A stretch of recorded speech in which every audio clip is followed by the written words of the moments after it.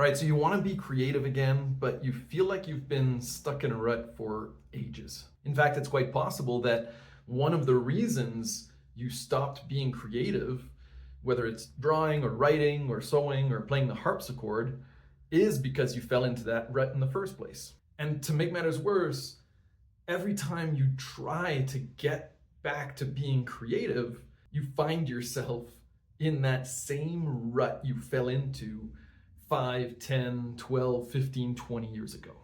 Believe me, I know the feeling. So let's talk about getting out of that rut. I'll explain why I think we fall into a rut in the first place, and how doing pretty much the exact opposite can get us out of it. Now, in case you don't know, and you probably don't, I'm Andre, and I help you get back to being creative in your 40s because, well, I'm doing it too. Also, my sister once got a call from outer space in the middle of her wedding. All right, so why do we get into a creative or artistic rut in the first place? What I think is that we fall into a creative rut when we get too comfortable with what we're doing. We tend to go back again and again to the same exercises or subjects or topics. Usually it's something that we find that we're actually pretty good at. And so with that, we can kind of satisfy our creative urges with minimal effort. It becomes familiar and safe and comfortable. And so what we've done by doing that, and I include myself in that as well, is we've created ourselves a cozy little comfort zone. But here's the thing, when it comes to creativity, the difference between a comfort zone and a rut is paper thin. And so eventually, gradually, quietly, almost accidentally, our cozy little comfort zone becomes a dark and depressing rut. And yeah, we think that after 5, 10, 12, 20 years without drawing or writing or designing or whatever, well, we feel like time has passed, and so we should be able to approach it with fresh eyes. We're not the same person we were. So we must finally be out of that rut. Except when we sit down to try and reawaken that long dormant creativity of ours, what do? Well, if you're anything like me, you aim straight for that go-to. The exercise that makes you feel comfortable and got you in that rut in the first place. So rather than easing back into your creative practice as you intended to, you end up leaping headfirst right back into that 5, 10, 12, 20-year-old rut. And deep down, or maybe not even so deep down, you realize it, and you feel disappointed, and you quit. In case you couldn't tell, I am absolutely speaking from experience. All right, it's determined and agreed upon. We suck. We might as well just accept it. We are rut goblins together. We should just eat an entire sleeve of Oreos with each cookie dunked in Irish cream, and then spend the rest of the night complaining that our tummy hates us. That's it. But no, I say no, never. We will not be rut goblins. We will climb out of our collective rut, and we will reawaken our collective creativity. But how? Well, the way I see it, when it comes to our respective creative outlets, we've become kinda, sorta, absolutely lazy. What we really need to do is try difficult things. We need to challenge ourselves, right? We've got to break out of that comfort zone. But it can be difficult because we've actually built those comfort zones. We've designed them for maximum coziness. And we did it with our own brains. We can't really escape that. So what we need to do is turn to an alien mind. We turn to a mind that is not only incomprehensible to us, but to just about every human being on the planet. Yes, fellow rut goblins, I speak of artificial intelligence. Now, if you recoiled at those words, if you are AI resistant, AI skeptical, if you think that AI isn't for you, watch my video on Aunt Gladys and why you do not want to be an Aunt Gladys. I linked it below, and it's all about why you need to learn about AI right now and how it can help you be more creative. So why AI? Well, like I said, it truly is an alien mind. I don't mean that it's from space or another country, but it is truly incomprehensible and unlike anything that we've encountered. In fact, even the people who have built and designed AIs don't 100% understand how they function. So for example, it turns out that if you threaten an AI like ChatGPT, it is actually more likely to give you a better response than if you don't threaten it. And when I mean threat, I don't mean that you actually threaten the AI itself with harm. But for example, if you say, give me so-and-so, and if you do not give me a great response, my boss will yell at me and make me cry. The threat is that it will put you in a bad position. Similarly, it turns out that if you bribe AI, it might actually do a better job than if you don't. So for example, if you tell it that if it gives you an especially good response, you will give it $20. Now this makes no sense, because what's an AI going to do with $20? But also, how would you even pay it? But it works. And as far as I know, nobody really knows exactly why. This might be terrifying or fascinating or a little of both, depending on your perspective. But what it might do is make you a bit uncomfortable. And in this case, that's a good thing, because being too comfortable is what got us into this position in the first place. So when you sit down to once again try to rekindle your creativity and climb out of that rut, don't go for your favorite exercise. Instead, ask ChatGPT for something truly unusual and wild to try. For example, you might try a prompt like, hey, I have been stuck in a creative rut for what feels like forever. Give me a truly unusual creative exercise that I can complete in 15 minutes to practice, and then whatever your chosen creative outlet is. So to practice writing, to practice drawing, sewing, cake decorating, interior design, whatever it is that you do to practice your creativity. You can also be more specific. For example, I am personally trying to get back into drawing and writing fiction. So for writing fiction, after the sort of preamble about being in a rut, I could ask it for 2 unusual characters that are unlikely to meet, and then an unusual setting and an unusual situation for them to deal with. You ask it for the components, and you commit to creating a story that uses those components. And don't forget that, when it comes to AI, you don't have to take the first answer it gives you. If it gives you something, but you think like, I like the setting, I like the situation, but the characters are, not really all that unusual, ask it again. Tell it, I like your setting, I like the situation, but give me 2 more options for the characters and be even more unusual, even crazier, even wilder. I want something that takes me completely out of my comfort zone.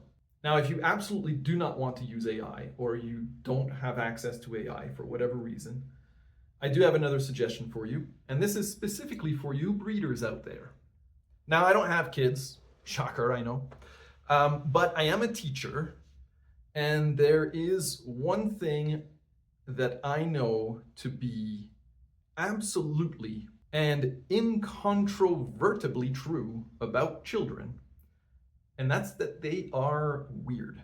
I've said it before, if you've got a weird kid, that is a creative gold mine. The weirder the better. Now, I've talked about this in another video, also linked below, all about being creative when you have kids. We've accepted that AI is useful because it's an alien mind. Well, if you've got kids, you've basically got like an alien mind running around your house, right? Not as alien as AI, because, well, we've all been children and there is such a thing as child psychologists. So, we do have an understanding of how kids' minds work. But it doesn't change the fact that they're still weird. And what they come up with is often rather unpredictable. So if you don't know what to draw, ask your kid, right? I mean, the same way that you might ask ChatGPT for the components of a drawing or a story or what have you, ask your kid. You tell your kid, Remur, I want to write a story. I need 2 characters. Name off 2 characters that it would be weird to see them together. And I mean, yeah, your kid might be kind of like obsessed with a certain topic, and so it's always going to be dinosaurs, or it's always going to be, your dog, MC Ruckus the Third. But even that, work with it. And tomorrow, when it's time to do a new exercise, ask your kid again. And then if they come up with dinosaurs or MC Ruckus the Third, say, no. We did that yesterday, so give me something new this time. Same with the setting, same with the situation. You do not really know exactly what your kid's going to come up with. And again, just like with the AI, you can iterate, you can refine, you can ask your kid for more. The point is, ask them for characters, ask them for settings. Some or all of it is going to be weird. It's going to be stuff that you could not really have thought about. And yeah, it's literally going to be childish, but there are ways, if you are truly creative, there are ways to adapt, right? You don't have to follow to the letter, you just have to use those components. You can do something truly adult using those characters. MC Ruckus the Third becomes a dog, a dog that is maybe used in medical, scientific experiments or something. A dinosaur becomes a dog that's been turned into a dinosaur. I don't know, right? I mean, that's for you and your weird kid to determine. My point is, having kids is basically like having idea machines that don't have all of the experience-based filters that we've developed over years. And cutting through those filters can be insanely difficult. And so leveraging your weird kid can definitely help you break out of a rut. I'm not saying commit to like forever being in a partnership with your toddler. I just mean that you use that to break out of that rut, to ensure that you do not fall back on that comfortable, cozy exercise that got you into the rut in the first place. And as for us childless wonders, ChatGPT will just have to do. But the funny thing is, the interesting thing, and I haven't even tried this, but I should, you can assign ChatGPT the role of a child. You can actually start your prompt with, you are an 8-year-old child. Please provide me with an idea for a story or a drawing or an exercise, whatever, but from the perspective of an 8-year-old child. It'll do so. I don't know what the results would be, but experiment with ChatGPT. Give it roles like that. If you want, you can, give it other types of roles. It doesn't have to be a child. It's like, you are a prisoner on death row. Give me an idea for a drawing. Go nuts, right? I mean, the prompt itself can be an exercise in creativity. Now, if you do want to know more about prompting and writing effective prompts, watch the video about Aunt Gladys. And second, you can download for free my guide to AI prompting for beginners. All right, that's it. Have fun and keep creating, you ravishing rut goblins.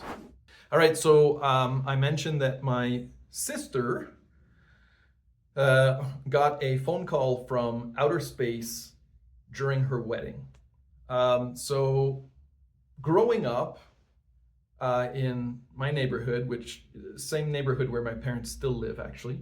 So in my childhood home, across the street lived an astronaut.